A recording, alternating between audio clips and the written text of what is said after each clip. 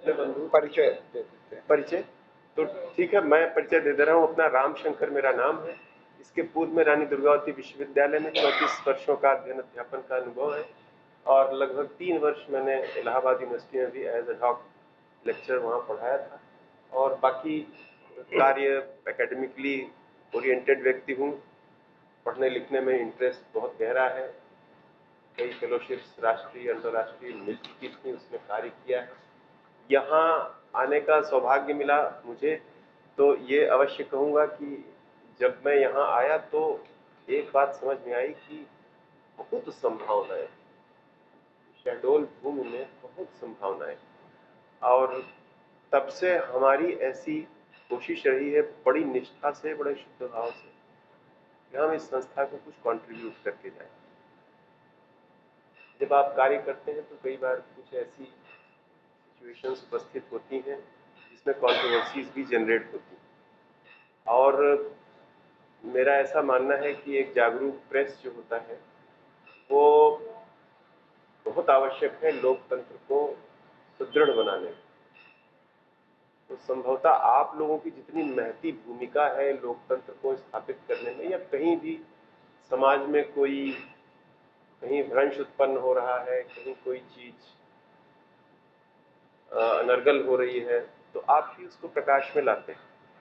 परंतु आप ही फिर कई बार यदि कोई बात अनुचित हो रही है तो उसका समाधान भी आप ही उपस्थित करते हैं। मौका था, हमारा दूसरा दीक्षांत समारोह होने वाला है। महामहिम और माननीय उच्च शिक्षा मंत्री जी, इनका आगमन सुनिश्चित हो चुका है। कार्यक्रम भी हम लोगों के पास आ चुका है। मूल रूप से देखिए तो ये हमारे विश्वविद्यालय का सबसे बड़ा उत्सव है, दीक्षांत जिसे कहते हैं। और हम बच्चों को एक सुनहरे भविष्य की ओर यहाँ से मुक्त कर देते हैं कि अब आप जाइए, बृहत्तर समाज में आपका जो दायित्व है उसको निभाइए और हमारे अपने विश्वविद्यालय की जो पताका है उसको जितना ऊंचा से ऊंचा फहरा सकें फहराइए। तो इस बहुत संक्षिप्त से बच्चे के साथ हमारे रजिस्ट्रार साहब हैं, डॉक्टर आशीष तिवारी जी, हमारे यहाँ के वरिष्ठतम आचार्य हैं प्रोफेसर प्रमोद पांडे जी, प्रोफेसर विक्रम साहब अभी इन्होंने ज्वाइन किया हमारी यूनिवर्सिटी। मुझे तो लगभग सब लोग आप लोग इनसे परिचित हैं। और हम लोग आप इनसे अगर आप इन लोगों से चर्चा करेंगे तो एक बात समझ में आएगी कि डे 1 से आते ही मैंने कभी भी जो एक पद का भाव होता है वो संभवतः मेरे भीतर ही नहीं है, तो इसलिए उस भाव से कभी कार्य नहीं किया। ये हमारी मित्र मंडली है जो एक परिवार बोध से संस्था के लिए लगी। और आज का संदर्भ अन्य भी जो आप लोग कहेंगे वो ठीक है, बट एक चीज जरूर हम कहना चाहेंगे कि हमारा जो दूसरा दीक्षांत समारोह होने वाला है 2 दिन बाद, आपका शहर, आपको इसे संभालना है। मैं तो एक निमित्त मात्र हूँ, जी जैसे जाके बैठ जाते हैं तो बैठ जाते हैं। संभालना संवारना, किस रूप में इसको प्रस्तुत करना है अखिल भारतीय स्तर पर, ये आपकी जिम्मेदारी ही नहीं, मेरा करबद्ध अनुरोध भी है कि हमारा अपना जो विश्वविद्यालय है, संभव है मैं आज हूँ कल नहीं हूँ, विश्वविद्यालय रहेगा। और ये जो भूमि है ये आपकी है, तो किस रूप में आप इसे बृहत्तर भारत में प्रस्तुत करेंगे ये आपके ऊपर छोड़ता हूँ। और बाकी ये है कि आप के मन में जो भी प्रश्न हो बिल्कुल उसको पूछिए, जितने प्रश्न हो सब पूछिए, प्रत्येक का उत्तर मेरे पास है। जो भी कार्य मैंने यहाँ किए हैं, मैंने और हमारी टीम ने बहुत गहराई से पूरी प्रक्रिया का अध्ययन किया पहले, और अध्ययन करने के पश्चात अक्षरशः अनुपालन किया जो भी विधि में लिखा हुआ। बाकी अब इट इज फ्री, आप जो चाहें मुझसे पूछ सकते हैं। ये जो फोल्डर्स आपको मिले हैं इसमें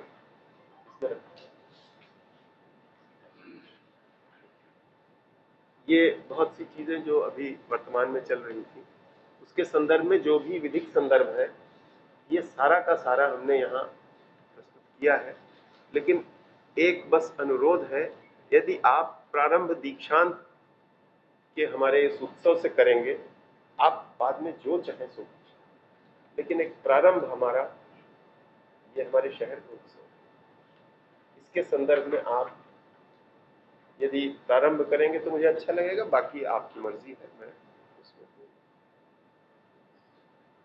ये एक छोटा सा हैंडआउट है जो हमारे विश्वविद्यालय की यात्रा रही है और हमारा जो दूसरा दीक्षांत समारोह होने वाला है उसके बारे में बहुत संक्षिप्त। तो दीक्षांत समारोह की विशेषता जानना चाहेंगे। ये जो दीक्षांत समारोह है पहली बार आपने साथ करते जी, तो आप इसमें क्या विशेष? जी बिल्कुल। देखिए, एक बात जो मैंने यहाँ आकर के बड़ी गहराई से महसूस की, 7,500 वनवासी छात्र छात्राएं हमारे यहाँ पढ़ते हैं। पूरे भारतवर्ष में ऐसा कोई विश्वविद्यालय नहीं है जहाँ 7,500 बच्चे जनजातीय समाज के पढ़ते हैं। तो पहली बात जो हमारे दिमाग में आई वो ये आई कि इस हमारे दीक्षांत समारोह की जो थीम है वो मूल रूप से हमारे जो वनवासी बंधु हैं उनको हाईलाइट करते हुए होनी चाहिए।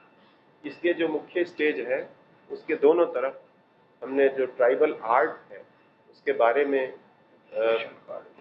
और इनविटेशन कार्ड भी हमारा आप देखेंगे, जो हम स्मृति चिन्ह हमने बनवाए वो जनजातीय आर्ट से रिलेटेड है। और हम लोग कुछ बड़ा गंभीर कार्य जनजातीय संदर्भ में, विशेष तौर पर रोजगार के अवसर के संदर्भ में हम लोग यहाँ प्रारंभ कर रहे हैं। जैसे ट्राइबल फैशन, इसमें बहुत जल्दी हम एक कोर्स प्रारंभ करेंगे। और ट्राइबल फैशन आपको हम बता दें, अंतर्राष्ट्रीय स्तर पर ये इतना महंगा बाजार हो चुका है कि अगर सही तरीके से हम लोगों ने जो जनजातीय आर्ट्स हैं यहाँ और जो उनकी ज्वेलरी है, जो उनका पहनावा है, अगर हम सही तरीके से उसको मार्केट कर पाए तो विश्वास मानिए अपार संभावनाएं। वो जो काष्ठ की बनी कई चीजें होती हैं, जो पत्थर की उनकी ज्वेलरी होती है, ये अंतर्राष्ट्रीय बाजार में हजारों डॉलर की बिकती है। मेरा अपना अनुभव रहा है, मैं गया हूँ। मतलब जब मैंने देखा कि वहाँ शोरूम में और ये $1,000 का लिखा हुआ है तो मुझे स्वयं, मैंने कहा यार ये हमारे यहाँ ये 100 रुपए 50 रुपए में उपलब्ध है। It's only a matter of marketing. तो ये है उनके जो खाद्यान्न है। ऐसा मेरा सपना है कि एक ट्राइबल फूड फेस्टिवल मैं लगाऊंगा शीघ्र यहाँ पर, आप सब लोगों को आमंत्रित करूंगा। ट्राइबल बंधुओं की जो ड्रग्स और मेडिसिन के बारे में है, अभिनव विलक्षण चीज है, कहीं नहीं है, वैश्विक स्तर पर कहीं नहीं। और हमारा ये क्षेत्र इतना रिच है इस संदर्भ में। अमरकंटक में गया और मैं पैदल बहुत भ्रमण करता हूँ, पैदल 3-3 किलोमीटर अंदर जंगलों में गया हूँ। ये सारी जो बातें हैं, ये मैं हमारा जो भी प्रतिवेदन है वहाँ जो मैं बहुत संक्षिप्त दिया गया है, ये सारी बातें मैं वहाँ प्रस्तुत करूँगा।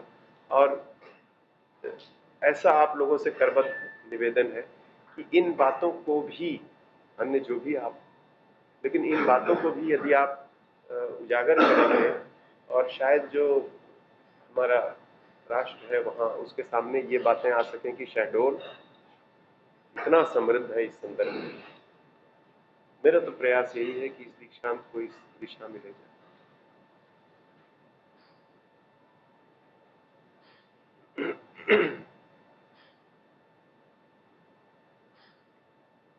जॉब ओरिएंटेड कोर्सेज के बारे में हम लोग बहुत छोटी छोटी चीजें प्लान कर रहे हैं। जैसे जो मेमेंटो हम लोगों ने जनजातीय बंधु है उनसे बनवाया है, उनसे बात की अभी सर ने, वही हमारे यहाँ तुम एक certificate course, you are the main resource person, हमारे बच्चों को सिखा दो ये आर्ट। और ये आर्ट वो सीख जाएंगे तो वो तो स्वरोजगार और स्टार्टअप की एक पूरी विधा। हमने स्टार्टअप्स का एक सेल भी विश्वविद्यालय में गठित किया है। और कहीं से अगर वित्त में ला पाया या अपने विश्वविद्यालय के स्रोतों से, तो बच्चों को स्टार्टअप के लिए थोड़ा बहुत सीड मनी भी देने की कोशिश हम करेंगे। तो इस तरह के जो छोटे छोटे हैं, जैसे स्केलेटल रिकॉन्स्टिट्यूशन अभी आप लोगों ने ही छापा था, उसके बारे में जूलॉजी में प्रदर्शनी लगी थी। तो जो जैसे मेढक होता है या छिपकली है, तो इसका एक एक उंगली चिपकाना, सही दिशा में उसका सर रख देना, पता ये चला कि हजारों रुपए का ये रिकॉन्स्टिट्यूशन होता है स्केलेटन बाजार में। और हमारे बच्चों ने इतना बढ़िया कर रखा था। तो वहीं सब सर लोगों से चर्चा हुई, हमने कहा भाई इसका तो स्टार्टअप होना चाहिए, ये बच्चे इतने टैलेंटेड हैं, दे कैन एक एक स्केलेटल रिकॉन्स्टिट्यूशन हमें लगता है 4-5 हजार रुपए से कम का नहीं बिकेगा। तो संभावनाओं का बहुत अपार है। बाकी ये है कि आप जो पूछना चाहेंगे हमारी तरफ से। हाँ, ये जो डिटेल है, ये सब आप प्रश्न जैसे करेंगे, मान लीजिए, तो ये देखिए, ये जो अभी एक ही गद है सर, आप बिठवा दीजिए सर ना, ये वो पूरा बंटवा दीजिए।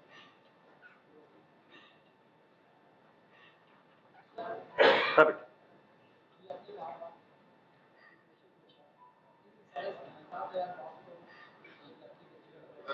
जी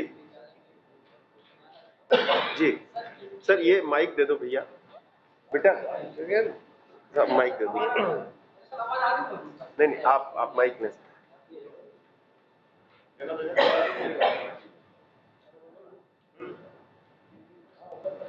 बेटा, और लाओ, हो गई और आ रही, सबको देंगे एक एक चीज सब। जी जैसा आपने बताया कि हमारे विश्वविद्यालय में 7,500 जनजाति बच्चे, वनवासी बच्चे सर, एक बात मेरे संज्ञान में आई थी कि जब अभी राष्ट्रपति महोदय से राज्यपाल महोदय से इन जनजाति बच्चों के लिए विशेष कार्य योजना आपने बनाई है जी, और यहाँ जिस तरीके से विश्वविद्यालय अमरकंटक जनजाति विश्वविद्यालय में उन वनवासी बच्चों को लाभ मिल रहा है, ये विशेष योजना है जी क्या सर, उसमें भी कुछ आगे की प्रक्रिया? जी जी, मेरी दृष्टि उस चीज पर सबसे ज्यादा है। और अब जैसे अमरकंटक विश्वविद्यालय है, वहाँ कितने 400 या 500 बच्चे जनजातीय पढ़ते हैं, हमारे यहाँ 7,500 बच्चे पढ़ते हैं। तो थाती हमारे पास है। लेकिन एक चीज यदि आप लोग इसको हाईलाइट करेंगे तो बड़ा कृपा होगी मेरे ऊपर और इस संस्था के ऊपर। 3 करोड़ 10 लाख रुपया प्रतिवर्ष राज्य शासन हमें ब्लॉक ग्रांट देता है, इतनी बड़ी संस्था को चलाने के लिए, जहां 14,500 बच्चे पढ़ते हैं। ये ऊंट के मुंह में जीरा है। हम आर्थिक रूप से इतने मतलब कॉन्स्ट्रेंट्स में कार्य करते। 7,500 जी 14,500 नहीं, 14,500 टोटल, जिसमें लगभग 2,000 प्राइवेट मोड में है और 12,500 हमारे डे स्कॉलर्स हैं, है ना। और उस 12,500 में 7,500 हमारा ये, तो ये है सर। जी जी जी, और ये भारतवर्ष में किसी विश्वविद्यालय में इतने बच्चे नहीं पढ़ते जनजाति। तो इन बच्चों की शैक्षणिक शुल्क वगैरह इन बच्चों की जो राज्य शासन के द्वारा इनके लिए जो भी छूट है निर्धारित नियमता, वो सारी की सारी अक्षरशः लागू। जी सर, ये सर मैं एक बस कंप्लीट कर दूं, क्योंकि बहुत महत्वपूर्ण चीज आपने उठाई थी। तो देखिए, 3 करोड़ 10 लाख रुपए, ये बहुत ऊंट के मुंह में जीरा है। तो यदि आज आप लोग के माध्यम से हम एक अपील कर सकें अपने राजनेताओं से, और केंद्र में भी और राज्य में भी, कि यदि इसे केंद्रीय विश्वविद्यालय का दर्जा प्राप्त हो जाए। अच्छा, यहाँ ध्यान देने बात योग्य है कि अक्सर लोग कहेंगे कि बगल में तो है, वो राष्ट्रीय विश्वविद्यालय, उसका जो क्षेत्र है, कार्य क्षेत्र अखिल भारतीय है। यदि ये केंद्रीय विश्वविद्यालय बन गया तो इसका जो क्षेत्र है वो शहडोल संभाग और आसपास का होगा। 300 करोड़ उनको मिलता है, जो IGNTU हमको मिलता है 3,10,00,000।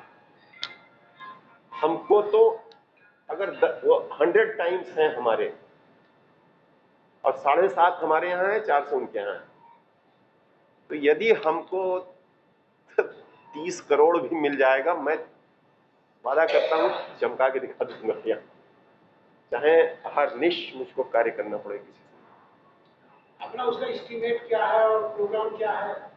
30,000 करोड़ के फंड को और कैसा इन्वेस्ट करेंगे? जी जी जी, पहली चीज तो ये है कि देखिए, विश्वविद्यालय और महाविद्यालय में जो अंतर होता है मूल, वो होता है शोध का। और यदि वैश्विक स्तर पर कोई भी विश्वविद्यालय आज तक जाना गया है, तो वो शोध में जो एक्सीलेंस लाता है उस पर जाना गया है। शोध इज अ कॉस्टली, हमको सारे के सारे नए जो लेटेस्ट इक्विपमेंट्स हैं वो उपलब्ध कराने पड़ते हैं। हमारे केमिकल्स बहुत महंगे आते हैं। यदि आप समाजशास्त्र और जो आर्ट्स के सब्जेक्ट्स हैं उनकी बात करें, तो वहां पर हमको संसाधन देना पड़ता है। जैसे मान लीजिए, अगर हमें सर्वे करना है, काहे का सर्वे करना है? जनजातीय बंधुओं में सिकल सेल डिसीज का किस स्तर तक इंसाइडेंस है, तो इसके लिए हमें एक बहुत व्यापक सर्वे करना पड़ेगा। तो इस सर्वे में पैसा खर्च होता है, उसकी लॉजिस्टिक्स है, तो वो सारी चीजें हम, या जैसे हमने अभी ज्योग्राफी डिपार्टमेंट में जो नए लोग आए थे, उनको हमने एक परियोजना दी। हमने कहा आप शहडोल संभाग के जितने भी ऐसे ज्योग्राफिक स्थल हैं जिनको हम टूरिस्ट प्लेस में बदल सकते हैं, तो हमारा विश्वविद्यालय उसको मार्केट करेगा। जैसे यहाँ कोई माता का मंदिर है जहाँ तप्तकुंड और बूढ़ी देवी साथ है। देखिए, इसमें अपार संभावना छिपी है। एक यहाँ से 30 किलोमीटर दूर एक स्थान है, मैं उसका नाम नहीं जानता, वहां मैंने जाकर के देखा 5 फीट ऊंचा पाइप लगा है और धरती से पानी निकल रहा है, वो पारू नगर में। तो ये अद्भुत चीजें हैं जो they can be great tourist attractions. और न केवल ये, हमारे यहाँ अभी जैसे पांडव का वास यहाँ रहा था, ये ऑटोनॉमस है ना उस कैटेगरी में। देखिए, सेंट्रल यूनिवर्सिटी अगर मिलेगी तो हमारे पास शोध के लिए, एकेडमिक कार्यों के लिए, ह्यूमन रिसोर्स के लिए बहुत फंड रहेंगे। और क्राइटेरिया में आता है? हाँ जी, बिल्कुल आता है। हाँ, अरे सबसे बड़ी चीज तो 14,500 की स्ट्रेंथ किस यूनिवर्सिटी में है, तो इस तरह से ये आता है क्राइटेरिया में। जी जी जी जी जी जी, कल्चरल इसमें हमारा बाध्यकारी ये होता है हमारे लिए कि हम बंधे रहते हैं महामहिम का जो प्रोटोकॉल। तो महामहिम के प्रोटोकॉल के हिसाब से हमको 1 घंटा 15 मिनट का टाइम दिया गया। हम लोगों ने इसके पहले जो बनाकर भेजा था वो 2 घंटे 22 मिनट का पूरा हमारा, जिसमें शोभा यात्रा आती है, कई चीजों का वाचन है, जो मंत्रोच्चार है, कई चीजें उसमें रखी थी। लेकिन वहां से आया कि भाई संभवतः स्वास्थ्य के कुछ ऐसे कारण हैं जिसकी वजह से इतना लंबा महामहिम नहीं कर पाएंगे, तो इसको उन्होंने हमको सीमित किया कि 1 घंटा 15 मिनट का करिए। हमने 1 घंटे 7 मिनट का प्रोग्राम, क्योंकि हमको मार्जिन रखना पड़ेगा, तो हमने 1 घंटे 7 मिनट का प्रोग्राम बना के दिया। आज उनके पीएसओ साहब आए थे, पूरा उन्होंने इसका जायजा लिया, निरीक्षण किया, और वो पूरी तरह से संतुष्ट होकर के यहाँ से हमारी तैयारियों से अब गए। और ये है, इसके लिए बजट अब बताइए कितना, 20, लगभग 20 लाख के आसपास का बजट है। इसमें हम आपसे बता दें कि हमने एक परमानेंट स्टेज भी बना दिया यहाँ पर 35 फीट बाई 50 फीट का, और पिछली बार से टेंट भी थोड़ा बड़ा है हमारा। लेकिन इतना मैं आप स्टेज का वो इसको ये टेंडर के द्वारा किया था, टेंडर के द्वारा किया था जी वो। और वो चूंकि स्टेज भर का ही था, उसको दिया गया था उसको स्टेज भर का हम लोगों ने दिया था टेंट। ये टेंट वेंट वाला उसमें इंक्लूडेड नहीं। तो ये तो मुझे लगता है कम में इसका एस्टिमेट अंडर 5 है ये। 1 घंटे 7 मिनट का हमारा प्रोग्राम। इसके आगे नहीं, इसके बाद हमारा प्रोग्राम ये रहता है कि चूंकि डिग्री महामहिम नहीं देते हैं, है ना, लेकिन वो बच्चे सब आते हैं, रजिस्टर कराते हैं। वो जैसे महामहिम चले गए, फिर हम लोग का प्रोग्राम कार्यक्रम चलेगा और इसमें डिग्री मेरे द्वारा वहाँ पर बच्चों को वितरित की जाएगी। फिर उनका फोटो सेशन वगैरह होता है। हम लोगों ने सभी के लिए लंच पैकेट्स की व्यवस्था, क्योंकि हमारे बच्चे जो आ रहे हैं वो भूखे नहीं रहने चाहिए। जैसे खेल-कूद की गतिविधियां हैं और ये कॉन्वोकेशन का नहीं, कॉन्वोकेशन का एक्चुअली बड़ा स्ट्रिक्ट प्रोटोकॉल होता है और हम उस प्रोटोकॉल से बंधे हैं। आपने जो बात कही ना, हमने अपने टीम के साथ ये डिस्कस किया था कि जनजातीय बंधुओं का एक पूरा, जिसमें नृत्य हो, गायन हो और अन्य अन्य चीजें हो, वो भी किया जाए। तो फिर यही पता चला कि वो चूंकि लिखा हुआ है और मैं उससे बंधा हुआ हूँ, तो ये चीज हम आगे पीछे, और ये जो आप कह रहे हैं ना, सपना है मेरा कि मैं ये चीज करूंगा।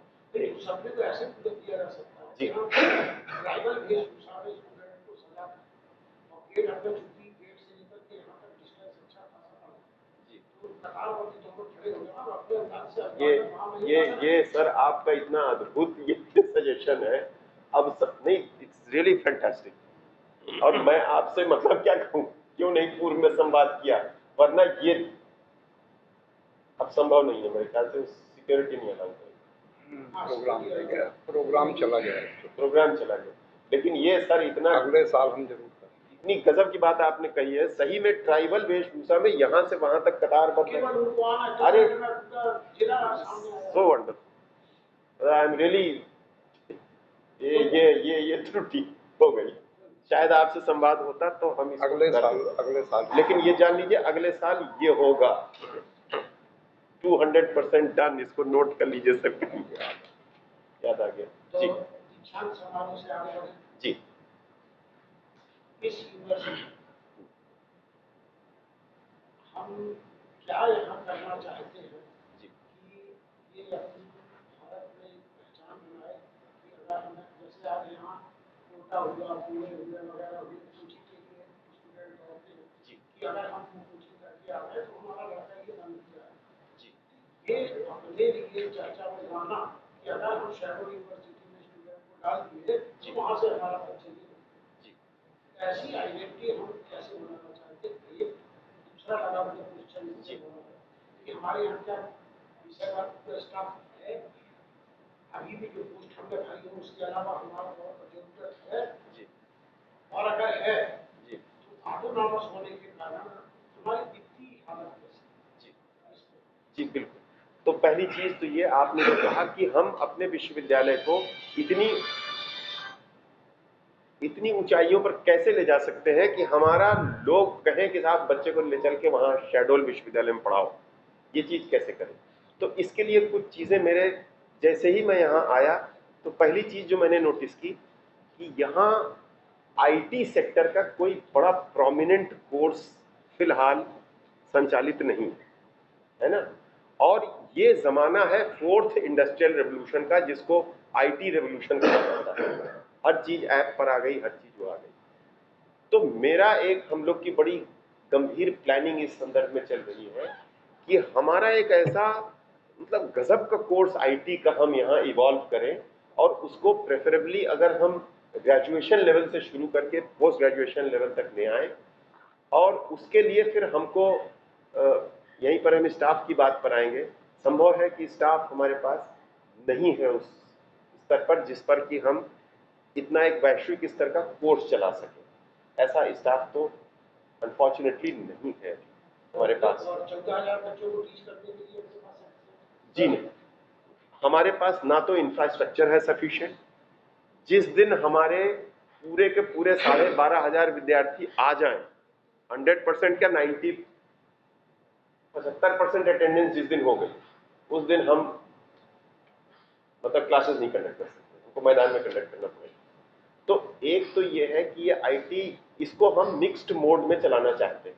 मिक्स्ड मोड मीन्स कि ऑनलाइन मोड, जिससे हमें वैश्विक स्तर के जो रिसोर्स पर्सन्स हैं उनको हम बिना टीए दिए सिर्फ रिमोनेशन दे करके उनको हम एसोसिएट करेंगे।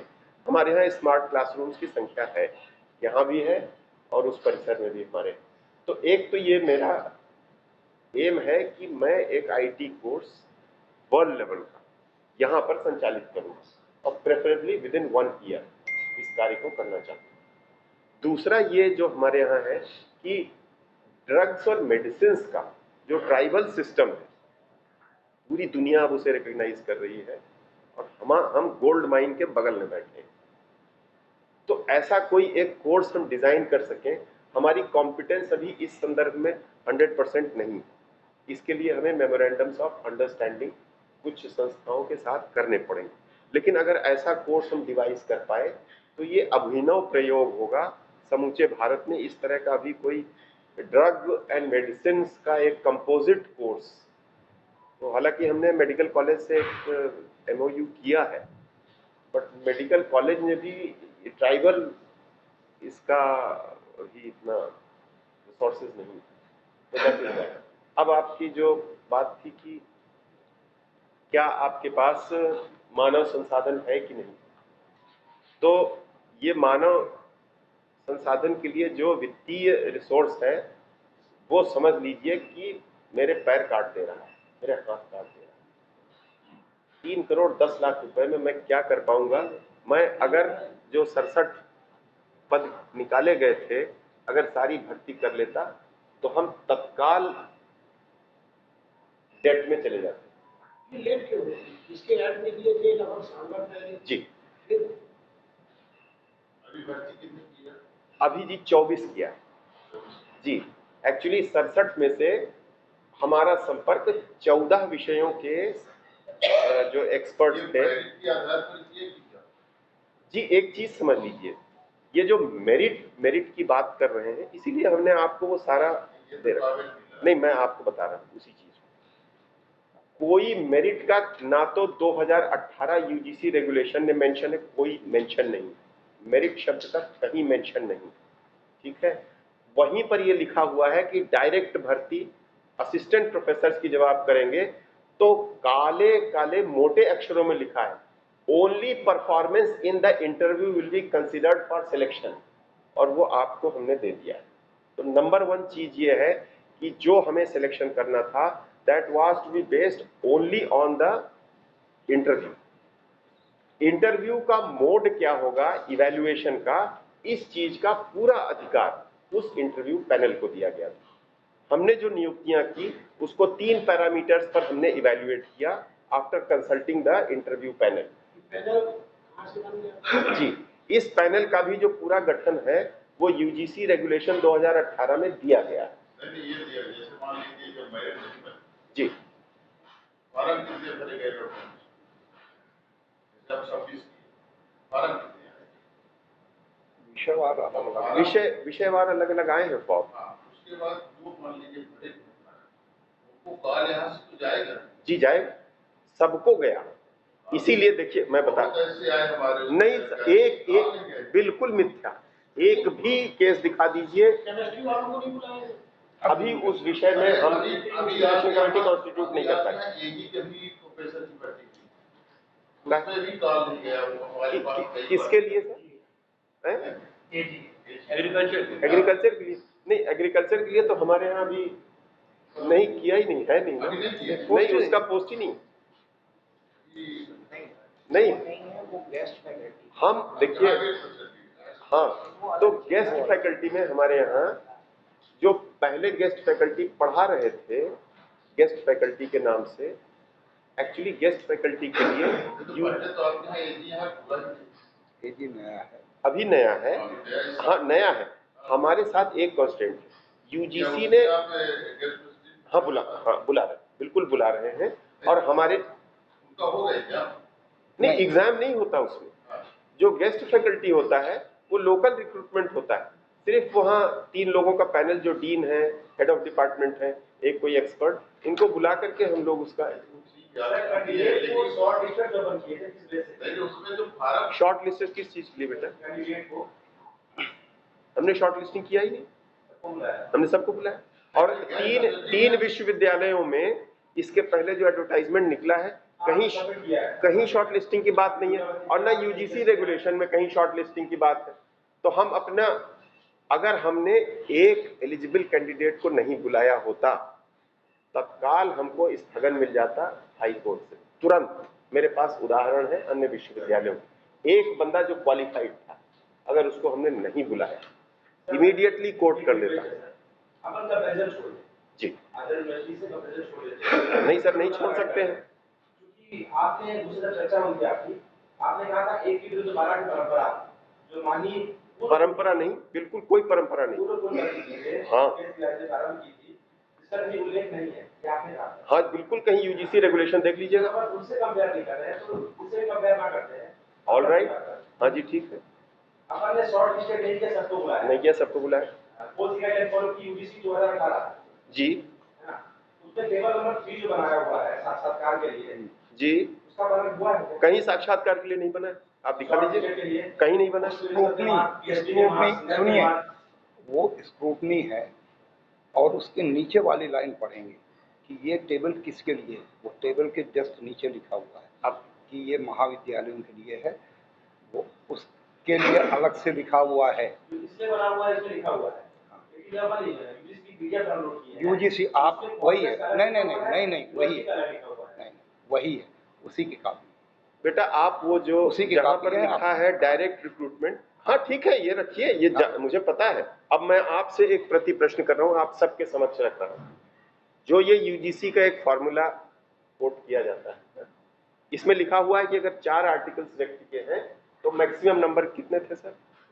2 चौको 8 नंबर, 10 नंबर यानी 5 के लिए दिए जाते थे। अगर किसी बंदे ने 50 आर्टिकल्स लिखे हैं तो उसको 50 के नंबर नहीं मिल रहे हैं, 10 उसको 4 के ही मिल रहे हैं, यानी 8। अगर किसी का 4 साल का एक्सपीरियंस है तो उसको 8 नंबर मिल रहे हैं, अगर किसी का 20 साल का एक्सपीरियंस है उसको 8 नंबर मिल रहे हैं। ठीक है, संभवतः इसी सब बातों को। दूसरी चीज, जैसे अगर किसी ने पीएचडी कैंडिडेट्स करवा रखे हैं, पीएचडी के लिए गाइड है, वो एक भी नंबर उसका नहीं। अगर किसी ने रिसर्च प्रोजेक्ट्स कर रखे हैं जो शोध के लिए, विश्वविद्यालय के लिए बहुत इंपॉर्टेंट चीज है, तो उसके एक भी नंबर नहीं। इसीलिए संभवतः यूजीसी ने मोटे मोटे अक्षरों में लिखा only the performance in the interview, और इसलिए उसका आप जिसके 4 आर्टिकल्स हैं, जिसके 50 आर्टिकल्स हैं, कहां से कंपेयर करेंगे? वो जो एक्सपर्ट्स थे वो भी जज करते हैं चीजें। तो पहली चीज जो हमने फॉलो किया वो लेटर ऑफ लॉ, जिससे हमारी प्रक्रिया बाधित ना हो। सबको बुलाना है। जैसे आप ये गेस्ट फैकल्टी वाले में जी, गेस्ट फैकल्टी में नहीं, वो ऑनलाइन गेस्ट फैकल्टी अलग।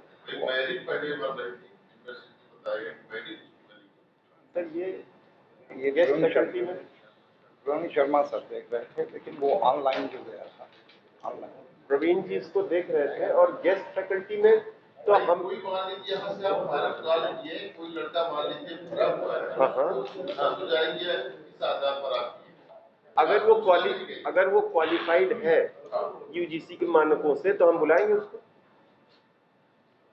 सर ये तो खैर अब तो स्टूडेंट्स अपने यहाँ पढ़ रहे हैं, जैसे आपने बताया 14,000 बच्चे पढ़ते हैं, 14,500 जी, 14,000 बच्चे पढ़ते हैं, और मैक्सिमम ये रहता है कि 75-70% की अटेंडेंस है, वो लेक्चर्स दे यहाँ और पढ़ने आए।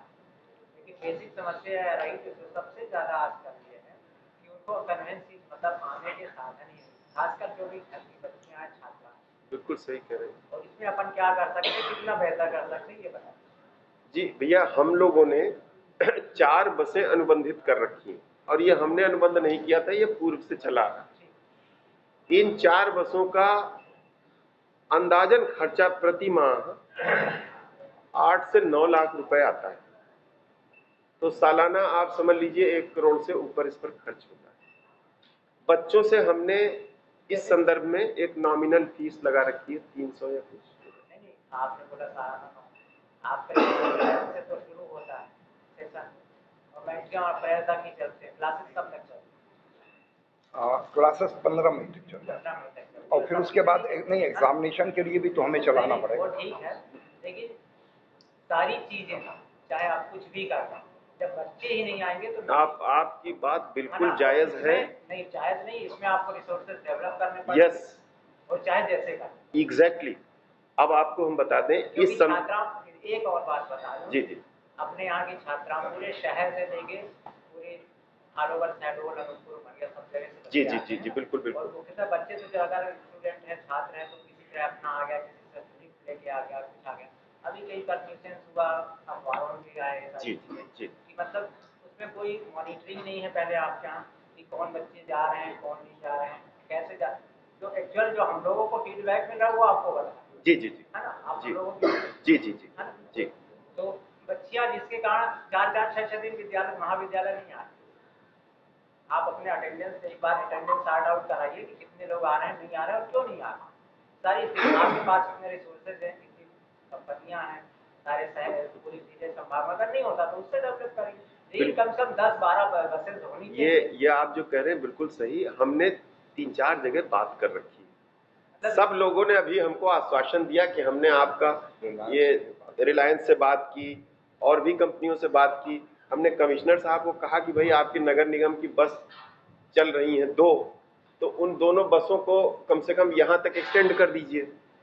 तो इस तरह से बात कर रहे हैं। स्तर पर लेना पड़ेगा, एक कोई पॉजिटिव रिजल्ट आना चाहिए। आप क्योंकि ऐसे पद पे संवैधानिक पद जी पे डिनाई नहीं करते। जी जी जी, तो ये नहीं भैया, आप ये बड़ी पीड़ा है, लेकिन इसको सॉर्ट आउट करेंगे। ये आश्वस्त करता हूं कि इसको करूंगा। और रजिस्ट्रार साहब इसको प्रायोरिटी बेसिस पर करिए। उपपति महोदय, मेरा एक प्रश्न है जी। आपके दीक्षांत समारोह से। जी, जैसे कि आपने बताया कि 20 लाख का आपका बजट है, उसमें भी कम में आप खर्च कर रहे हैं, जो पूर्व में हुआ तो उससे कम में करें ना। और इसके बावजूद भी आपने जो भी बच्चे दीक्षांत समारोह में शामिल हो रहे हैं, जिनको डिग्री आप देंगे, उससे आपने 2000 रुपए ड्रेस के नाम पे जी, वो वापस कर देंगे। या 2000 रुपए आप वापस करेंगे? वो ड्रेस वापस करें, हम तत्काल वापस करेंगे, लिखा हुआ है, बोल दिया। क्योंकि ऐसे बहुत सारे बच्चे जो आर्थिक रूप से बहुत आप सक्षम नहीं है 2000 रुपए दे पाए। आप बिल्कुल सही कह रहे हैं। ये पिछली बार हमारा बड़ा बुरा अनुभव था। पिछली वर्ष किसी प्रकार का कोई शुल्क नहीं लिया गया। नहीं लिया गया था उसको, बच्चों क्या हम लोगों ने फ्री किया। नहीं, उसमें ये था, शुल्क नहीं लिया गया था बच्चों से। एक मिनट, नहीं सर, सुनिए तो। भैया वो जो वित्तीय पूरा होता है संदर्भ ना, कि कहीं से एक एक करके लेना, एक कर लें फिर आप। सर आपने जो बसें लगा रखी जी, बसें सीमित हैं, बच्चों की जान से खिलवाड़ क्यों हो रहा है? एक बस में 100 बच्चे आते हैं, 100 बच्चे आते हैं। सर उसको सीमित किया है। हमने कहा है कि आप चक्कर बढ़ाओ और कम कम लाओ, लेकिन कई बार बच्चे, आप जानते हैं, अभी उद्दंडता एक बालक ने किया था, उसका नाम तोड़ दिया उसका। उद्दंडता सब्जेक्ट अलग है। मैं आपसे सवाल कर रहा हूं बस की। मैं इसीलिए कह रहा हूँ कि बस हमारी, हमने उनके चक्कर बढ़ा दिए। जैसे 2 बार जाती थी, उसको इंस्ट्रक्शन दे दिया कि 3 बार जाओ, लेकिन जैसे बच्चे कहीं इकट्ठा हो गए तो कहते हैं हम इसी ट्रिप में जाएंगे। तो ये तो ठीक है सर जी, उनको टोकन कर दीजिए ना, टोकन सिस्टम, टोकन सिस्टम पे कर दीजिए। ये बच्चे इतनी देर आएगा, ये बच्चे इतनी देर आएगा, वो सिस्टम करिए। एक बस में 100 बच्चे आ रहे हैं। आपकी ये बात जैसे टोकन सिस्टम करके, और ये जो ओवर क्राउडिंग की समस्या है इसको दूर किया जा सकता है। थोड़ा दे दीजिए सुझाव, बहुत अच्छा है इसको। 4 महीने 5 महीने से बस चल रही है। हाँ, हमारी रेजिम में आए 4 महीने हो गए। बड़ी दुर्घटना का है। नहीं बिल्कुल नहीं करेंगे भाई, बिल्कुल नहीं करेंगे। जी जी, मैं आप इस पर वो निकाल के दूँ। एक्सपर्ट्स थे वो या सेंट्रल यूनिवर्सिटी के सीनियर प्रोफेसर थे या नेशनल यूनिवर्सिटी के सीनियर प्रोफेसर। हमारे इस स्टेट के बाहर के उत्तर प्रदेश, पंजाब, दिल्ली, छत्तीसगढ़, हर जगह से हमने बुलाए। हमारे जो महामहिम की लिस्टें होती है इसमें एक्सपर्ट की, बेसिकली महामहिम के यहाँ से आती है, जो जिनकी ऐसी मजबूरी थी और उनको 4-4 बार परसों किया कि सर अगर हो सके तो देखिए, उनको छोड़ करके 80% कमेटीज में महामहिम के लिए एक्सपर्ट होना पड़ेगा। एक जो बात उठ रही है किसके लिए, किसी विषय के लिए उठ रही है, हाँ गेस्ट फैकल्टी वाला गेस्ट फैकल्टी का हाँ जी, गेस्ट फैकल्टी के लिए हमने एक ऑनलाइन पोर्टल पर हम लोगों ने दे दिया कि ये हमारा चबूतरा बन रहा है, ठीक है। तो उस चबूतरे को बनने की वित्तीय संदर्भ उसका बड़ी क्लियर प्रक्रिया होती है। वो प्रक्रिया ये होती है कि फाइल हमारे यहाँ जो भी संबंधित विभाग होता है वो वहाँ से इनिशिएट होती है, नोटशीट इनिशिएट होती है कि हमको इतने बाय इतने का चबूतरा बनाना है। तो इसको अब आप जो है इसके लिए जो भी प्रक्रिया है उसको अपनाइए, हमारे कुल सचिव जी के पास जाती है और कुल सचिव जी इसको जो है हमारे यहाँ जो कौन समिति है, निर्माण एवं तकनीकी समिति, तो निर्माण एवं तकनीकी समिति को ये वहाँ से फाइल चली जाती है कि भाई अब आप इसमें इसके डायमेंशन देखिए, इसका क्या आप इसके पैरामीटर्स क्या रखना है, कितना ऊंचा कितना बड़ा, कौन सा पत्थर कौन सी गिट्टी, वो सारी चीज़ें वो निर्धारित कर देती है। उसके बाद में निविदा की प्रक्रिया होती है। एक तरीका ये होता है कि पीआईयू को आप दे दीजिए। पीआईयू अगर आप लोग थोड़ा भी परिचित हो बहुत महंगा होता है। सर हम जिससे वाकिफ हैं जी, शरीर के अंदर भोजन जाता है जी और इसी प्रोसीजर के तहत पचता है, अलग अलग समितियों में जाता है कि पूर्व की भांति, हाँ सर से इसका क्या क्वेश्चन है कि पूर्व की भांति कोई ये कर ले कोई वो कर ले, वो वाला सिस्टम है कि अब प्रोसेस जो है वो रूल्स के अकॉर्डिंग चल रहे हैं, टेंडर हुए हैं कि कहीं निविदा नहीं दिखी सर किसी अखबार में, पढ़ते अपन सब अखबार लगभग डेली, इसलिए पूछना पड़ेगा। किसी अखबार में निविदा नहीं मिली सर टेंडर चबूतरा वाली। अगर नहीं दी हो तो फिर उसका दूसरा टेंडर अभी बांट दिया सर, कोई दिक्कत नहीं जी। जब कोई भी चीज खरीदी जाती है और अगर वो 5 लाख से ऊपर है, अगर अपन करा सकते हैं सर, हेलो सर, अगर अपन करा सकते हैं तो अपने प्रोफेसर मिलकर बनाया क्या वो चबूतरा जो है? क्या प्रोफेसर स्टाफ कॉलेज के स्टाफ कौन बनाया चबूतरा? क्या निर्माण समिति? निर्माण समिति में कहीं से तो काम कराया गया होगा, किसी ठेकेदार को टेंडर दिया गया होगा। निर्माण समिति में सरकारी एजेंसी का एसडीओ किसी को रखा जाता है, पीआईयू के रखा जाए, चाहे हाउसिंग बोर्ड का रखिए, चाहे नगर पालिका का रखिए, कोई रजिस्टर्ड होना चाहिए। एक क्वेश्चन सर, निर्माण एजेंसी कौन है चबूतरे की? उस चबूतरे का निर्माण एजेंसी कौन है? पीआईयू है, पीडब्ल्यूडी है कि कॉलेज का जो निर्माण कॉलेज महाविद्यालय का निर्माण समिति है ना, तो उसमें जो टेक्निकल लाइन के जो भी प्रोफेसर्स हैं और एक हाउसिंग बोर्ड के जो है सर पीआईयू करा रहा है, पीआईयू की पीडब्ल्यूडी, अब वो जो पीडब्ल्यूडी लेकर आए पीआईयू से टेंडर ही नहीं होता सर। 20 स्पेसिफिक कौन करा रहा है सर? 20 स्पेसिफिक माननीय तिवारी सर, स्पेसिफिक कौन करा रहा है सर? पीआईयू पीडब्ल्यूडी, पीआईयू करा रहा है टेंडर निकला। कौन से ठेकेदार को काम मिला सर? कौन से ठेकेदार को काम मिला सर? वीवीआईपी प्रोग्राम है, पीआईयू की तो ही हो जाएगा 5 लाख का काम तो पीआईयू करती नहीं सर। अभी छोटा काम है कि सर डर के मारे हम लोग वही करा रहे हैं कि भैया इसको जो है इसको पीआईयू को दीजिए, हमको कोई लेना देना नहीं। सर अभी सर ने यही कहा कि 5 लाख से नीचे का टेंडर ही नहीं होता। 5 लाख तक का टेंडर होता है। खरीदी के बारे में बात कर। अच्छा ड्रेस का टेंडर किसको दिया गया? अगर टेंडर नहीं जारी ड्रेस का टेंडर किसको दिया गया? पीआई कैसे बनाएंगे? जेम से सप्लाई किया। जेम से लिए है कि डायरेक्ट सुपरमार्केट के तरह संपर्क करके? नहीं वो नहीं भाई, वो तो खरीद के लिए था, निर्माण के लिए अलग है। ड्रेस का बताइए।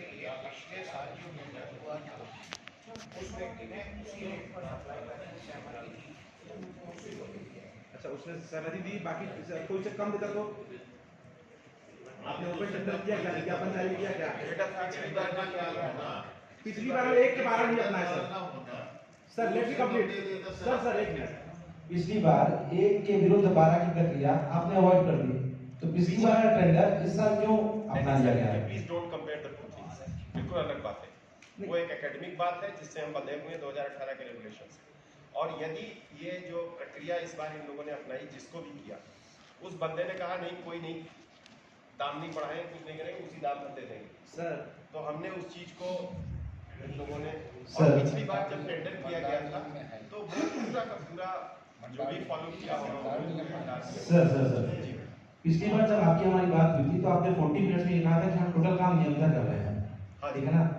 आज जब नियमता की बात आई तो अगर आप टेस्ट ले रहे हैं तो नियमता आपको उसका टेंडर जारी करना चाहिए, कोटेशंस मंगाने चाहिए थे।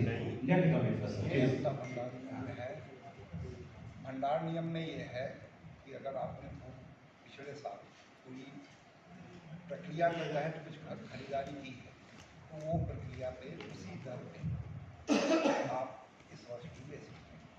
वन लास्ट क्वेश्चन सर, खाने का टेंडर किसको होता है? लंच पैकेट्स का। लंच पैकेट का अवस्थी है राजू अवस्थी, पिछले साल भी हुआ। मोड ऑफ टेंडर सर पिछले साल उनका नहीं था, इस साल सर मोड ऑफ टेंडर क्या था सर? मोड ऑफ टेंडर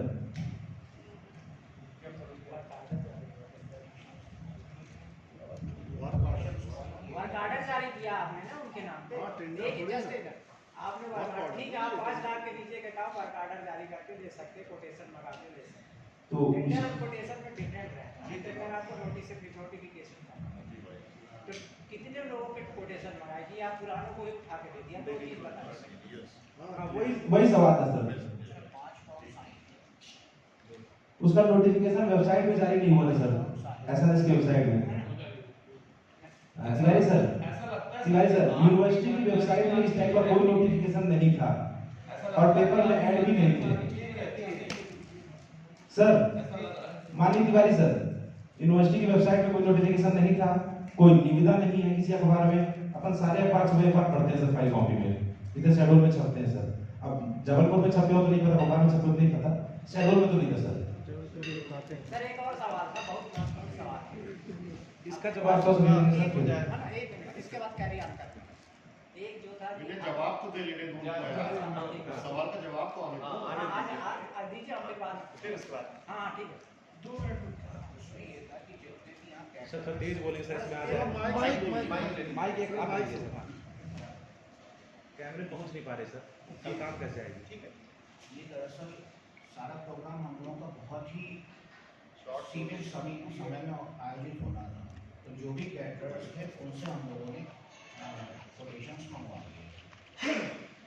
मतलब सर एक कैटर तो मैं भी काम करता हूँ, तो मुझे प्राथमिकता क्यों नहीं दी गई सर? मैं और कम रेट में करके देता। ये जितनी हमें जानकारी है, जितने भी कैटरर्स थे मतलब सर अपन इन शॉर्ट का है तो अपने खास लोगों को ऑर्गेनाइज कर रहा प्रबंधन। नहीं बिल्कुल नहीं, ऐसा कुछ नहीं। तो आपने सिर्फ अवस्थियों को प्राथमिकता दी, बाकी तो कैटर्स थे। बल्लू कैटर और कम में कर देता सर, नहीं राजखन्ना और कम में करता। नहीं, बल्लू ने भी कोटेशन दिया था लेकिन उससे ज़्यादा था। कोटेशन किस बेस से मंगाए थे? नोटिफिकेशन, निविदा, फोन कॉल्स किए थे, फोन कॉल।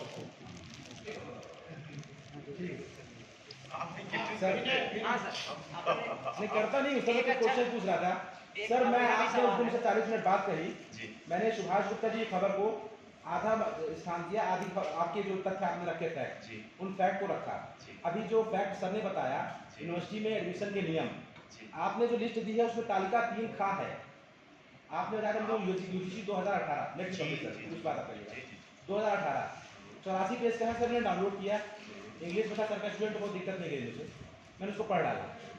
3 खा में जो कैंडिडेट सिलेक्शन करने का प्रोसेस है वो वही लिखी हुई है जो ये महाविद्यालय की है, एक विश्वविद्यालय की है। इसमें सिर्फ महाविद्यालय सूची दी गई हुई है। इसमें आपने मध्य प्रदेश वाली वो दी है, राजपत्र दिया हुआ है, और यूजीसी वाले गाइडलाइन में 3 का की भी जो श्रेणी बनी हुई है वो इसमें उल्लेखित ही नहीं है। मैं समझ रहे मैं क्या कह रहा हूँ सर? उसमें एक लिस्ट ही पूरी नहीं है। और एक बड़ा शब्द जो है जो अपन इस बात का ये इशू बना, ट्रांसपेरेंसी इस पूरी भर्ती में क्यों नहीं थी? आप किस ट्रांसपेरेंसी, मतलब क्या ट्रांसपेरेंसी? जैसे आज चल रही होते दीक्षा समारोह हो रहा, खुल के एक बिंदु पर पूरे पत्रकारों से बात हो रही है, इन्हीं पत्रकारों से जिनको आपने जवाबदारी दी है कि इसे 30 करोड़ तक पहुंचाना जी है ना, सहयोग इनको करना है, आप केवल पढ़ते बैठे हुए हैं। इनको पहले इंटरव्यू के पहले यही जानकारी देना कि हमारे यहाँ इतनी भर्ती हो रही है, हम की प्रक्रिया अपना रहे हैं। उसके बाद जब रिजल्ट का जारी हुआ तो रिजल्ट पब्लिक में नहीं आया, पेपर तो उस समय आपने नजरअंदाज कर दिए, पेपर में सारा रिजल्ट नहीं आया, किसका चयन हुआ किसका नहीं हुआ। सर 10 तारीख को दे दिया। सर एक बात 24 पदों के लिए भर्ती हुई है अभी। एक राजनीतिक विज्ञान पदवी है उसमें, उसका इंटरव्यू किस दिन काल हुआ था? लगभग नहीं जा मेरे ख्याल से 30 को 30 तारीख को 30 नवंबर को। और ये फाइनल कब हुआ राजनीति विज्ञान का आपके हिसाब से? तो उसी दिन भैया हो जाता 30 नवंबर को। 30 नवंबर को इंटरव्यू कॉल हुए थे और 30 नवंबर को ही फाइनल हो गया था। ये 7 नवंबर का अखबार है जी, जिसकी आपने भर्ती की है जी, उसका नाम का प्रकाशन पहले हो चुका है। क्या नाम सर? ये हरिभूमि का अखबार है, मेरा ही अखबार है। 7 नवंबर को हमने ये खबर छापी थी कि किस महिला का नियुक्ति है, किस पद पे होनी है। ये कैसे हो गया? तब 7 नवंबर को ये 7 नवंबर का अखबार है। संभव नहीं, बिल्कुल 7 नवंबर को कोई कैंडिडेट को जब हम इंफॉर्मेशन नहीं दिए थे तो कहाँ पहुँच जाए? नहीं आपने नहीं दी, ये नहीं कहा, आपने बुलाया। हमको पहले से कैसे पता चल गया कि इंटरव्यू पास हो जाएगी सर? कहने का मतलब ये है ये खबरें जो आई आपके विश्वविद्यालय से सोर्सेज से हमारे पास आई थी, तो सिर्फ बता दूंगा। 7 नवंबर को ये नाम छप चुका है कि इनकी भर्ती होनी है। नहीं, नाम क्या छपा है बता दीजिए। नाम इसमें स्पष्ट पूरा नाम नहीं लिखा जाता है। पूर्णिमा शर्मा उनका नाम है, उसमें लिखा है कि शर्मा नामक महिला। शर्मा नाम। अब आप मेरी बात सब लोग सुन लीजिए। ये पूर्णिमा शर्मा 7 सर माइक लीजिए तो क्लियर ऑडियो आ जाएगा। 7 PhD इसके अंदर में पास आउट हो चुके हैं, मतलब 7 PhD अवॉर्डेड हैं। जितने कैंडिडेट 1500 आए थे, एक भी कैंडिडेट इस लेवल का नहीं था। 7 PhD अवॉर्डेड। सुनते जाइए। पॉलिटिकल साइंस नहीं सर, ये नहीं सर, देखा जो इंटरव्यू पैनल होता है उसके सामने पूरा बायोडेटा रखा जाता है। यही कह रहा हूँ, हम सिर्फ वो नंबर नहीं रखते हैं, हम पूरा बायोडेटा उसके सामने रखते हैं कि कितनी PhD गाइडेड, कितने प्रोजेक्ट्स डन। मुझे एक बार कहने दीजिए। उसी बात को जो आपने जी अपनी बात का खंडन किया है जी 5 मिनट पहले भी आपने बताया कि कैंडिडेट की ये परफॉर्मेंस कि उसने टेस्ट सोच किया, कितना किया, किसी ने 5 मिनट किया, किसी ने 2 किया। अंकल जी नहीं, ये मैंने कहा ही सर सवाल अभी वही है उनका वाला। हाँ। कि वो 7 तारीख को कैसे पता चलेगा कि शर्मा नामक महिला की भर्ती होने वाली है, जबकि भर्ती प्रक्रिया 30 को पूर्ण हुई?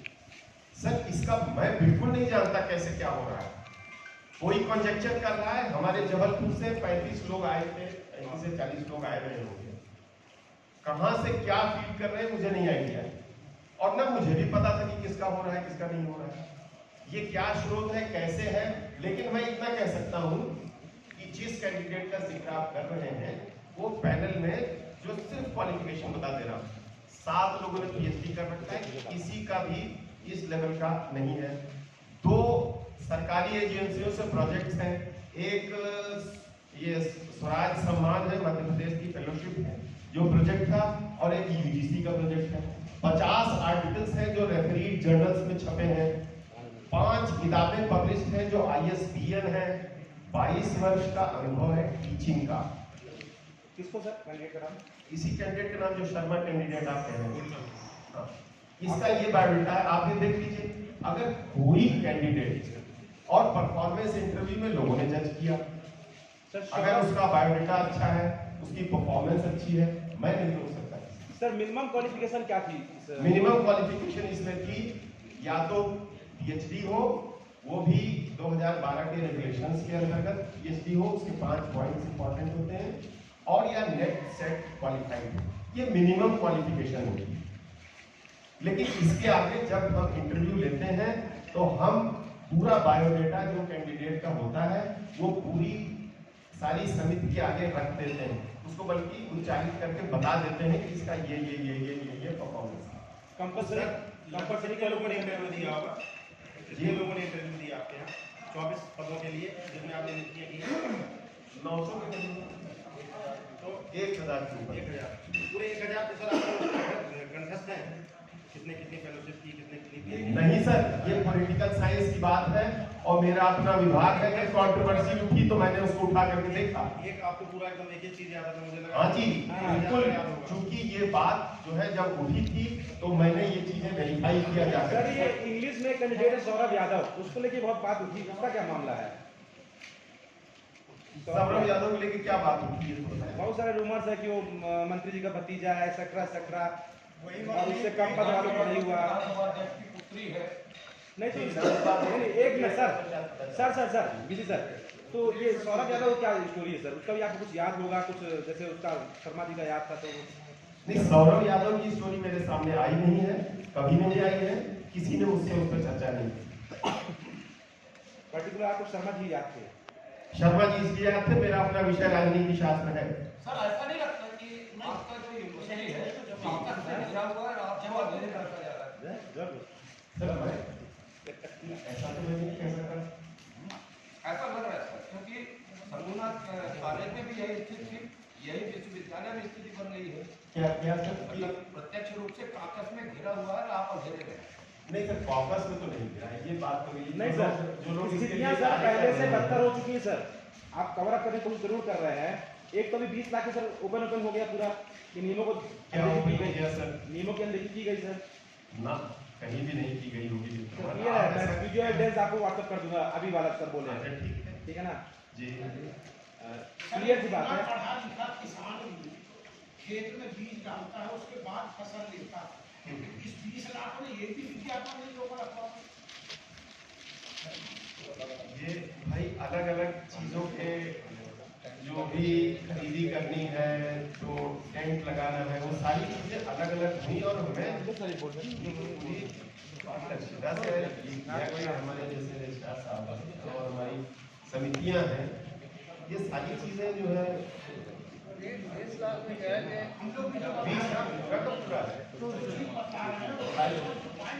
सर एक लास्ट क्वेश्चन था बिजी सर, इसके बाद कुछ नहीं पूछूंगा। यूजीसी 2018 जो आपने मुझे उस दिन बताया था, उसमें पीएचडी कंपलसरी कहा गया है जी, कंपलसरी या पीएचडी या नेट सेट? नहीं पीएचडी कंपलसरी कहा गया है नहीं, पीएचडी और नेट सेट, पीएचडी और नेट सेट और पीएचडी के मार्क्स अलग हैं, नेट सेट के मार्क्स अलग हैं, उसके 7 मार्क्स हैं, उसके मार्क्स अलग है, 30 मार्क्स हैं, ठीक है ना। उसमें क्लियरली मेंशन है, मैं जो पढ़ा हूँ सर, आप जो बताया थे उसके बाद बहुत सर्ची हो, मैंने पढ़ा है कि क्लियरली उसमें साफ साफ ये कहा गया है कि पीएचडी कंपलसरी है, लेकिन सौरभ यादव जिनका इंग्लिश में सिलेक्शन हुआ है नहीं है बेटा, नहीं है, नेट हो या सेट हो और है उसमें, यही मैंडेटरी क्वालिफिकेशन, आइदर नेट और सेट। 8 वर्ष एक्सपीरियंस ये कंपलसरी है कि नहीं? नहीं, ये भी नहीं है, बिल्कुल नहीं। यूजीसी 2018 ही पालन किए हैं अपन, बिल्कुल। थैंक यू सर, मेरा होगा। हाँ राहुल भैया,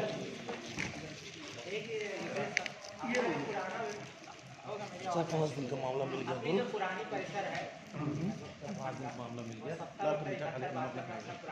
बहुत पुराना जरूर है, पिछले लगभग 8 से 10 साल पहले तक अच्छा उसके स्टूडेंट्स आते थे और रहते थे, क्योंकि अपने यहाँ सब आउट ऑफ स्टेशन रहते थे, ट्राइबल है, वो कमरा किराया लेके रहते 2-3 हज़ार। वो हॉस्टल अगर रेनोवेट हो जाए तो उसमें कम से कम 300-400 छात्र। ये आप ये तय करेंगे पीडब्ल्यूडी की, वो क्योंकि वो बिल्डिंग है पीडब्ल्यूडी, ये आपको नहीं तय कर सकते, वो टेक्निकल पर्सन तय करेंगे इसको डिसमेंटल करना है कि रिनोवेट करना है, क्या करना है। तो हमने पिछले साल बुलवाया था, मेरा सवाल पूछने बुलवाने से नहीं, तो क्या आपने अपने स्तर से कोई एक प्रस्ताव दिया उनको लिखित में, ये बताइए। हमने ऐसा प्रस्ताव नहीं दिया, उसकी बिल्डिंग की हालत इतनी जर्जर है कि हम बच्चों को रोकने का वहाँ आजकल इतने फंड आ रहे हैं कि रिनोवेशन और मरम्मत, क्योंकि वो पीडब्ल्यूडी की बिल्डिंग है, छात्रों को बहुत राहत मिलती है। नहीं मेरा ये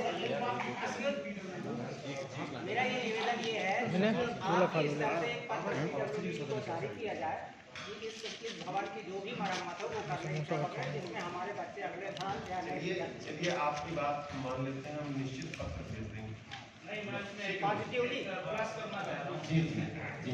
आप उच्च शिक्षा कार्यालय आपने भोपाल में जी PWD डायरेक्ट कुछ नहीं कर पाए जी जी वो पूरा डिसमेंटल करने लाए। वही मुझे लगा तो आप PWD से अच्छा है कि आप भोपाल मंत्रालय भेजिए शिक्षा को, वहाँ से कार्रवाई होगी तो मेरी पॉसिबल। रुकमान भाई साहब, मैं पूरी बात जो जिसकी बिल्डिंग रहती जाएगा माध्यम से यही, और यही डिसाइड करेगी कि वो डिसमेंटल करने लायक है कि नहीं है। जो दोनों जगह पत्र भेज दें भाई, क्या दिक्कत है? दोनों जगह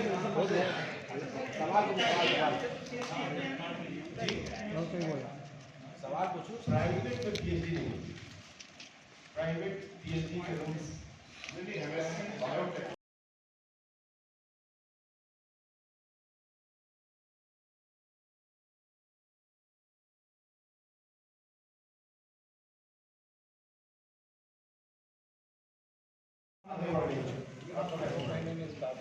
दो महीने में कहाँ चलेगा पूछे ना अंतिम सवाल, पत्रकारों की भविष्य शिक्षा के लिए क्या है कुछ आपके पास ब्लूप्रिंट है?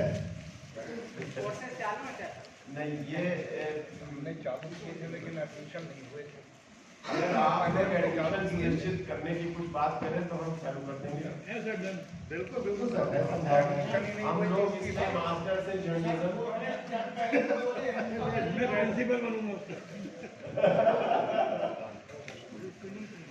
इसको करना क्योंकि ये बड़ी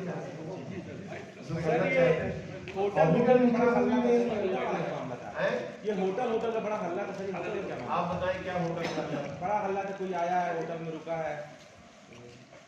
मैं आपसे सच बताऊं, उस पूरे दौरान हम लोग इतना आकर के डूबे थे काम में, यहाँ कौन होटल कहाँ क्या नहीं था, ना तो कभी संज्ञान लिया इस चीज का। कोई अपने रिलेटिव आए क्या? कोई अपने नहीं, मध्य प्रदेश में कोई मेरा रिलेटिव नहीं, सिर्फ हम अकेले परिवार हैं, हमारे बच्चे भी बाहर हैं, हम और श्रीमती जी यहाँ रहते हैं बस। और मध्य प्रदेश में कोई है ही नहीं रिलेटिव, ना कोई उस दौरान है, कोई भी नहीं। गजब का इत्तेफाक हुआ, मंत्री जी के चार तो नहीं लगता नहीं, हम इधर रहते बड़ा आनंद है। मैं सच बताऊं, मैं एकांतवासी टाइप का व्यक्ति हूँ, मुझे तो यहाँ जबकि हम जानवर वगैरह नहीं, जानवर कहते तो है कि यहाँ की बाउंड्री है, लोमड़ी वगैरह पकड़ लेंगे, सिक्योरिटी गार्ड ये तो है, लेकिन और देखिए ये सूची आधिकारिक वेबसाइट पर हमारा ऐसा प्रयोजन था कि ये 4 विषय और अगर हो जाते तो हम इसको अभी को कौन से विषय बाकी है सर? एक सेकंड, 4 विषय हो जाते तो एक पूर्ण सूची हम उसका डाल सकते। सर माइक चालू नहीं है सर।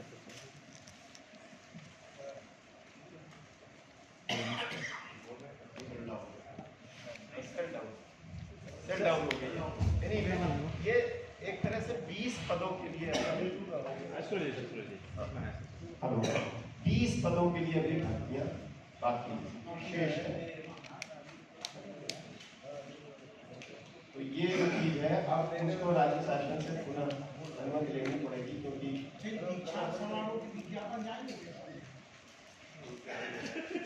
दीक्षा के कौन से विज्ञापन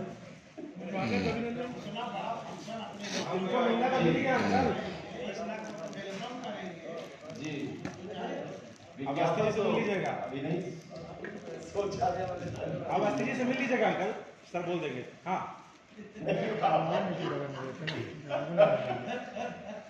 सर मैं ये कह रहा था, इन भर्तियों में बड़े गजब के इत्तेफाक हुए।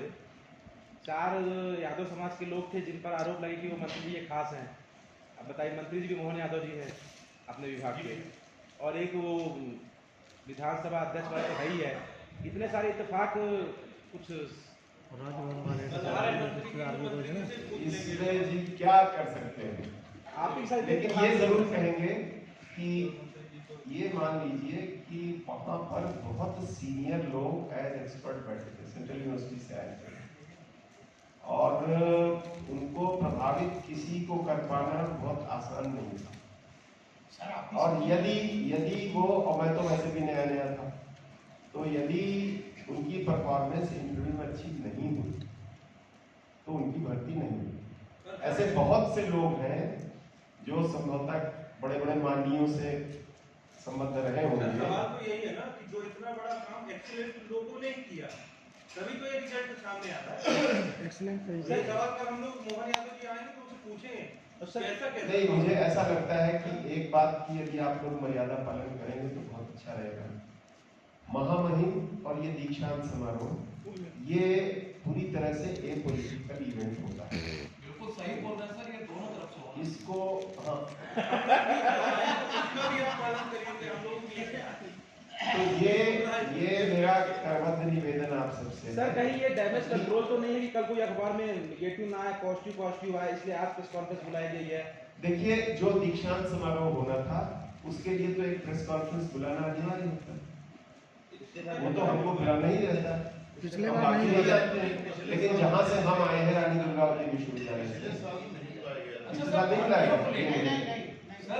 नहीं, मुझे नहीं आइडिया था, लेकिन ये दीक्षांत समारोह जी ये अपन ये बोल सकते हैं कि समर्थ को नहीं दोष बताएं, ऐसा बोल सकते हैं, ऐसा बोल सकते हैं भाई। हम एक मर्यादा में बंधे हुए हैं, हम अपने बोल ऐसे नहीं रख सकते हैं, हमारे लिए बड़ी सीमाएं हैं। सर एक आपका बयान आया था कि आपको प्रभावित करने के लोग प्रयास कर रहे थे। हाँ जी। तो किस हद तक कर रहे थे, कहाँ से फोन आ रहे थे, कुछ बताएंगे? नहीं, ये देखिए, ये लेकिन ये जरूर है कि हाँ नाना प्रकार से तो हो सकता है उन्हीं लोग प्रयास किए कमेटी को, आपको नहीं पिघले, कमेटी पिघल रही हो, उसका मुझे मैं इसके बारे में आपको संदेह है? नहीं, कोई संदेह नहीं है, मैं इस पर, और ऐसा कोई आरोप लगाना भी अनुचित। सुभाष गुप्ता जी आपको बड़ा सुने तो होंगे, क्या शब्द दिए हैं, इसको कोई टिप्पणी करेंगे आप? नहीं, मैंने नहीं सुना, मैंने नहीं सुना। मैंने बताया था आपको फोन पे। नहीं, मैं एक बात सुन लीजिए, मैं व्यक्तिगत रूप से इस तरह की किसी भी टिप्पणी का संज्ञान नहीं करता। अगर करने लगूं तो बड़ा मुश्किल में पड़ूंगा। प्रेस नोट जारी किया था उन्होंने, वो ठीक है, जारी करें, वो उनका, देखिए ये लोकतंत्र है, वो विरोध कर सकते हैं, वो मेरे बारे में कुछ कर सकते हैं, जो चाहे सो कहने में। बड़े व्यक्ति हैं, ज्ञापन भी दिया उन्होंने महामहिम के नाम पे, वो भी उनका अधिकार है। जब इतने सारे विरोध के इतने सारे डाउट क्रिएट हो रहे हैं, इतने सारे लोग बोल रहे हैं। देखिए एक बात आपको बता दूं, तो अपन जांच की क्यों नहीं सुन लीजिए, कोर्ट का माध्यम पूरी तरह से खुला है। जिस भी कैंडिडेट को ये लगता है कि अन्याय हुआ है, गलत हुआ है, he can go to court, वो चैलेंज करे कोर्ट में। और लोग करते हैं जिनके पास तथ्य होता है, अगर तथ्य है एक सा भी, चले जाओ कोर्ट। कोर्ट ना जाना इंडिकेट करता है कि कुछ उनके पास है नहीं। सारे के सारे आरोप पॉलिटिकल लगाए जा रहे हैं, इसलिए इस तरह की चीजों को मैं समझता हूँ अनुचित है प्रसारित करना। इसी मेंबर वर्तमान में कौन है हमारे? बता दीजिए सर, लिस्ट दे दीजिए, पूरी लिस्ट आपको दे देंगे, पूरी लिस्ट दे देंगे। उनकी बैठक हुई थी इस भर्ती के संबंध में? जी हाँ। जैसे कि आपने कहा नॉन पॉलिटिकल है आपका जी, इसमें जो मंच रहेगा क्या ये जो हमारे विधायक है, क्या इनको आप स्थान देंगे? जी, इनको तो स्थान देंगे। महामहिम ने नॉन जब राज्यपाल रहते हैं वो नॉन पॉलिटिकल है, तो ये आप बिल्कुल सही कह रहे हैं। राज्यपाल महोदय ने ही पिछली बार ये आग्रह किया था कि इनको आप स्थान दीजिए। सर ये इस पर तो मैं नहीं कुछ कह सकता हूँ। भाजपा के जिला अध्यक्ष रहे हैं सर। और दूसरा ये है कि यदि हमारे शहडोल का प्रतिनिधित्व हो रहा है, वो किसी भी दल के हो सकते हैं, वो जनप्रतिनिधि की श्रेणी में आते हैं, तो और उनको भाषण का तो कोई उनका संदर्भ है नहीं। भाई आप लोग के लिए मंच बन रहा है, आप आइए देख लीजिए, अगर उसका अवलोकन करना चाहें, बाकायदे कैमरास के और हर चीज के लिए लगा। सर शेयर वगैरह कुछ वहाँ हम लोग की व्यवस्था रहेगी सिटी कनेक्शन वगैरह? अभी हमारे साथ